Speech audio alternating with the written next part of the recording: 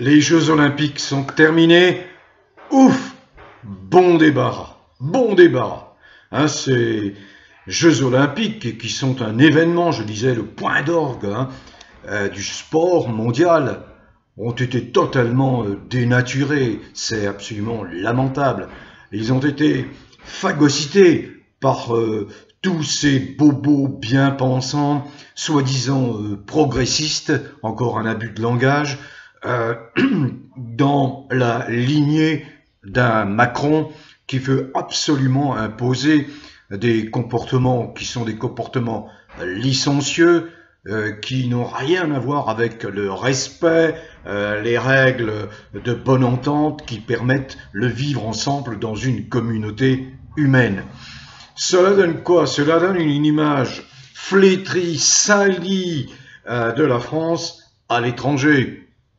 Cela donne une France éclaboussée, défigurée, parce que une minuscule poignée d'individus représentant des tendances qui sont des tendances ultra marginales, minoritaires, s'est emparée du pouvoir, encore une fois, grâce à des friqués qui soutiennent le mondialisme dont la vocation est de détruire l'humanité au profit d'une poignée d'hommes hyper friqués. Tout ça grâce à un système financier, je l'ai répété maintes et maintes fois, qui repose sur du vent qui est entre les mains des États-Unis.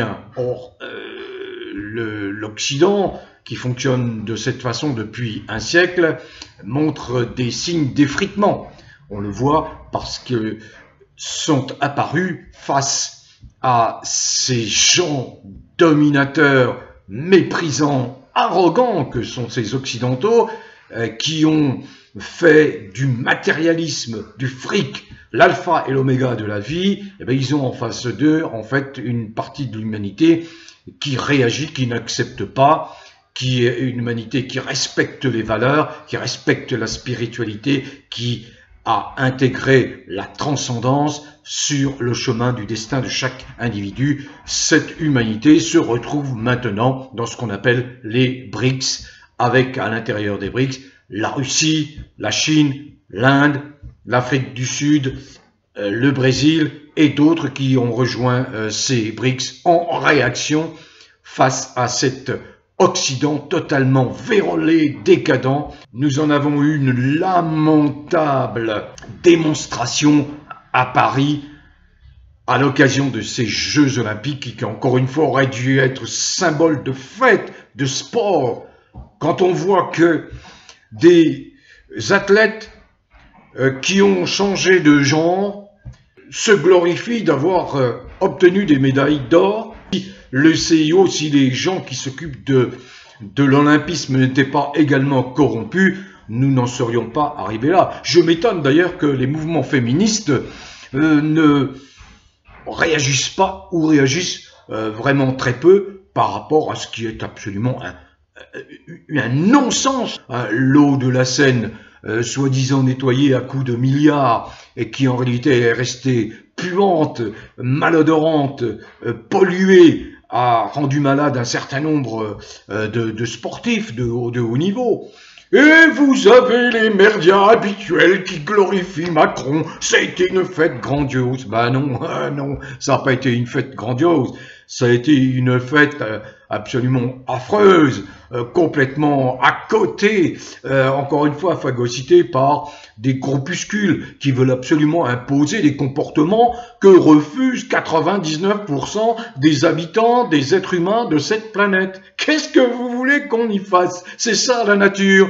Adressez-vous aux scientifiques, les scientifiques qui tirent leurs lois, leurs théories de l'observation stricte de la nature. Vous êtes des gens contre nature. Donc vous êtes arrivés ici dans une séquence de l'humanité où vous pensez que vous avez gagné. Non, vous allez subir comme c'est la nature. C'est ce qu'on observe à chaque fois. Lorsque vous heurtez les règles naturelles, la nature reprend ses droits. La nature a une force inimaginable face à ces excités, ces agités, ces délirants. Voilà. Quand on voit un Macron qui, depuis qu'il est arrivé au pouvoir, ne cesse de faire l'apologie de la luxure c'est tout sauf ce qui permet un vivre ensemble harmonieux. Voilà, la luxure, c'est le prosélytisme, c'est la propagande pour la débauche, pour la dépravation, et on s'en vante. Voilà, j'ai réalisé une vidéo que je n'ai pas publiée sur YouTube, mais où j'explique que désormais le critère pour être nommé Premier ministre en France, après deux ministres qui étaient homosexuels, Madame Borne, la peu glorieuse Madame Borne, hein, qui a massacré la démocratie parlementaire à coup de 49-3, ensuite suivi par Monsieur Attal, qui immédiatement a fait état de ses orientations sexuelles. Bon, ben, apparemment, c'est la sexualité, c'est le critère sexuel qui est dominant dans l'action politique. Hein, depuis Macron, on s'en rend compte. Si vous n'appartenez pas à telle orientation sexuelle, vous n'avez aucun avenir politique. Vous ne pouvez pas vous chargé des affaires publiques de la France. Apparemment, hein, c'est l'image qu'il donne. Hein. C'est en tout cas le ressenti que j'ai, que des millions de gens ont. Bon, face à ce spectacle nauséabond, puant des Jeux Olympiques en France, ben, quelle réaction peut-on avoir? Ben, une réaction de gens respectueux des règles naturelles, pétris de bon sens, de gens qui s'interrogent, parce que ça nous fait douter à un moment donné, mais pas très très longtemps. On se dit, mais attendez, qui est dans le vrai, qui est dans le faux? Puis très très vite, bien sûr, instinctivement, intuitivement, on se dit, mais non, voyons, c'est qu'une ultra minorité. Vous parlez avec vos voisins, vos amis, votre famille, etc., y compris des gens qui ont des orientations différentes, mais qui sont très respectueux de l'intimité de chacun, de la vie d'autrui, qui ne se mêlent pas de perturber, qui ne tombent pas dans ce piège de la provocation en permanence. Bah voilà, on se dit non, là il y a quelque chose manifestement qui ne va pas. Alors bon, quand je vois par exemple, et je lisais ça sur l'excellent site de Ronald Guillaumont, Profession Gendarme, que vous avez un groupe qui défend les valeurs chrétiennes, et c'est tout à fait respectable et honorable. Savez-vous comment ce groupe a été accueilli, ce groupe qui venait juste défendre la liberté de penser, la liberté de croyance? Ce groupe qui s'appelle Citizen Go, ils ont été accueillis de façon extrêmement musclée, ils ont été arrêtés par la police parce qu'ils dérangeaient. Ils dérangeaient qui? Ils dérangeaient quoi? La propagande macronienne à l'occasion de ces Jeux Olympiques. Je vais mettre le lien. C'est absolument scandaleux, quoi. C'est scandaleux.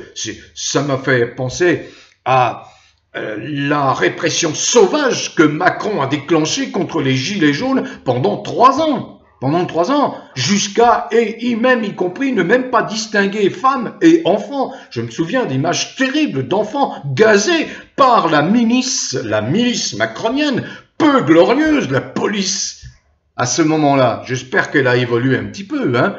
Juste un mot pour revenir sur cette nomination d'un Premier ministre. Voilà plus d'un mois que les élections législatives ont rendu leur verdict. Le verdict est particulièrement clair, il ne souffre aucune contestation possible, même s'il y a eu trucage, fraude, à certains moments, à certains endroits, parce que c'est la règle aujourd'hui en France sous Macron, hein, les élections sont faussées. Bon, Macron a perdu, c'était une défaite lamentable, hein, il est passé de 250 à 168 sièges. Il faut, pour avoir la majorité à l'Assemblée nationale, il faut en obtenir au moins 289. Il est à 168. Alors le Macron, il se débat. Il a voulu la dissolution de l'Assemblée nationale, mais il l'a pas voulu de façon raisonnée, pensée, réfléchie, comme le ferait un stratège, comme le ferait un bon politique, comme le ferait un homme d'État. Lui, c'est tout, sauf un homme d'État, c'est un freluquet. méprisable et méprisé. Je chuterai là-dessus par rapport à l'affaire Brichel. Bon, donc voilà, plus d'un mois s'est écoulé après le verdict, les scores des élections législatives, et Macron n'a aucune majorité. Il devait théoriquement changer de Premier ministre puisque le gouvernement a démissionné immédiatement après le 7 juillet, mais non, ces gens-là continuent à, soi-disant, gérer les affaires courantes de la France, conservent leur poste ministériel tout en siégeant à l'Assemblée nationale. C'est une anomalie constitutionnelle. Les bons constitutionnalistes, mais il y en a très peu en France, parce qu'ils sont tous compromis dans cette Macronie purinée, devraient dénoncer ça chaque jour. Mais c'est très difficile de dénoncer en passant par les médias complices, les médias Goebbelsiens. Goebbels, on défend Hitler, le nazisme, l'eugénisme. Bon, voilà. Donc, voilà que, à nouveau, le Attal apparaît et il le lance, bien sûr téléguidé par le Macron, tout bronzé après son séjour passé à Brégançon, entouré de joyeux, de beaux et faibles, bien bronzé. Eh bien, ils veulent absolument s'accrocher, mordicus, au pouvoir. Et voilà-t-il pas que le Attal, eh bien, propose ce dont se fait l'écho Le Monde, le journal Le Monde, dont on connaît les orientations, financé par Bill Gates, le misanthrope, celui qui veut détruire l'humanité, avec ses campagnes de vaccination absolument criminelles, scandaleuses. Personne ne moufte. Alors le Gabriel Attal propose un pacte d'action, regardez si c'est pas pompeux ça, pacte d'action au groupe parlementaire, et Lucie Castex, candidate du nouveau Front populaire au poste de Premier ministre, est immédiatement également jugée absolument essentiel de révéler son homosexualité. Je vous dis, on se demande bien. Bon, bref. Eh bien, elle cherche des accords avec d'autres forces politiques. Bon, bref. Dans cette tambouille politicarde, tambouille politicarde puante, parce que où sont les intérêts des Français? C'est toujours vous savez, l'argumentation inversée. Ils se présentent comme des bons pères de famille voulant défendre les intérêts de chaque Français, et en réalité, ils sont en train de massacrer le peuple de France, quels que soient les gens, leur appartenance politique, sociologique, spirituelle, etc. Bref. Donc le voilà qui part à la conquête de groupes parlementaires. Mais d'emblée, ce monsieur Attal exclut, alors c'est ça qui est extraordinaire, il exclut les deux mouvements qui ont de fait remporté les élections, il exclut le Rassemblement national, qui avec ses alliés compte quand même 143 sièges, et il exclut non pas la totalité du nouveau Front populaire, bien sûr que non, parce que là, il y a des traîtres. Les traîtres, ce sont les socialos et les écolos. Non, il exclut la France insoumise et ses 72 députés. Encore une fois, la France insoumise a commis une erreur stratégique monumentale en prêchant, en prônant le Front républicain. Quelle connerie de base! Conneries que même des gosses de 10 ans de maternelle n'auraient pas commises. Voilà. Donc voilà, le Gabriel Attal, il est toujours en poste et je pense qu'il a de bonnes chances de se succéder à lui-même. Mais attendez, parce que Macron, qui a ruiné les finances de la France, a placé cette dernière, notre pays, sous la tutelle du pouvoir corrompu européen.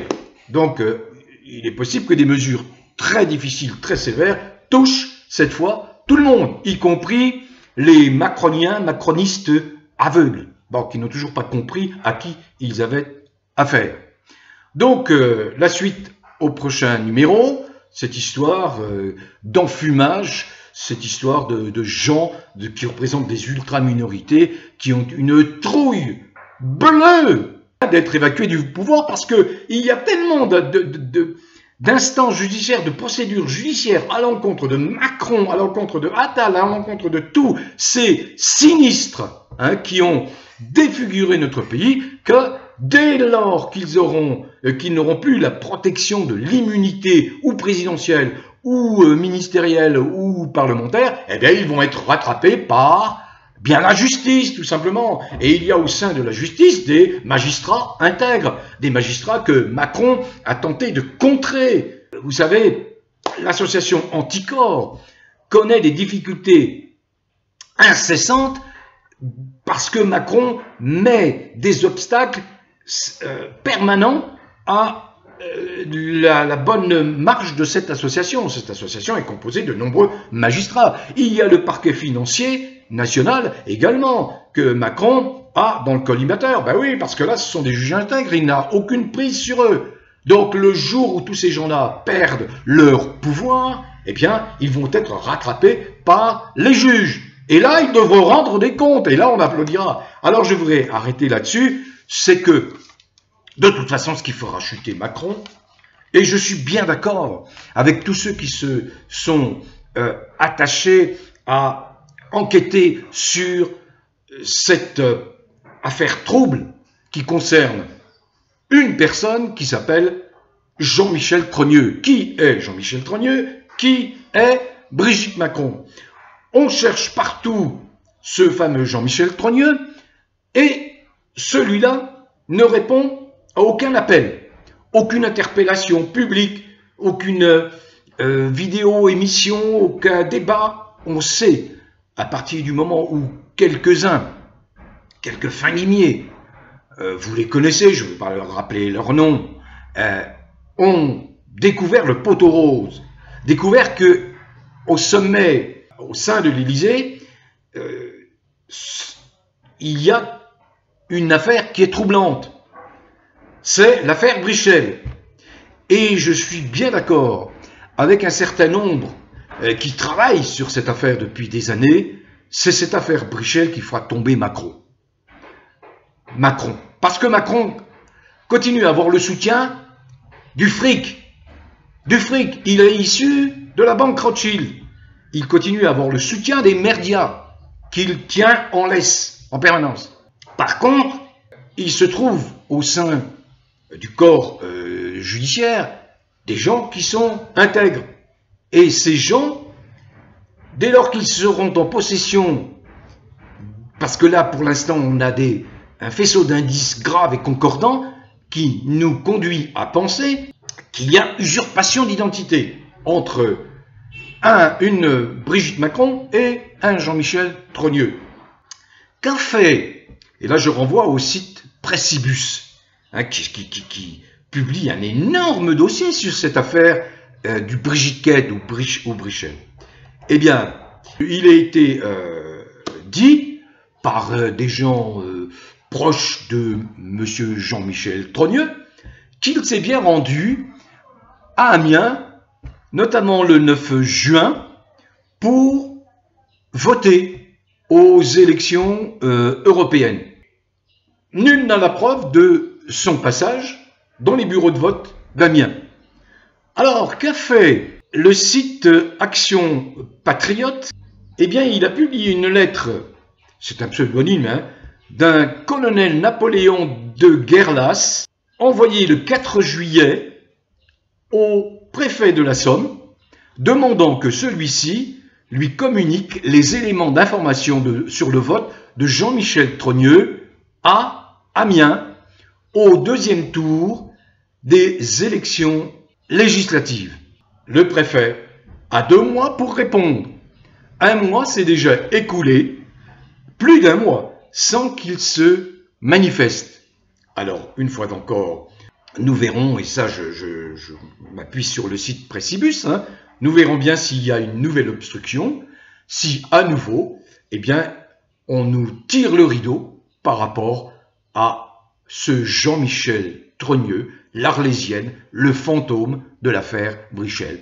Tôt ou tard, je ne cesse de le répéter, c'est le talon d'Achille, tôt ou tard, la vérité éclatera. Et c'est ce qui fera tomber Macron. Ce n'est pas la lâcheté puante des parlementaires français, lâcheté innommable, infecte lâcheté des parlementaires. Parce que, encore une fois, je chute là-dessus, ils ont maintenant tout le loisir, toute la possibilité d'enclencher la procédure de destitution en vertu de l'article 68. Et Dieu sait qu'il y a des éléments graves à opposer à ce Macron. Procédure de destitution qui avait été évoquée, incitée par François Asselineau dès 2018. Bon vent à tous, prenez soin de vous et portez-vous bien.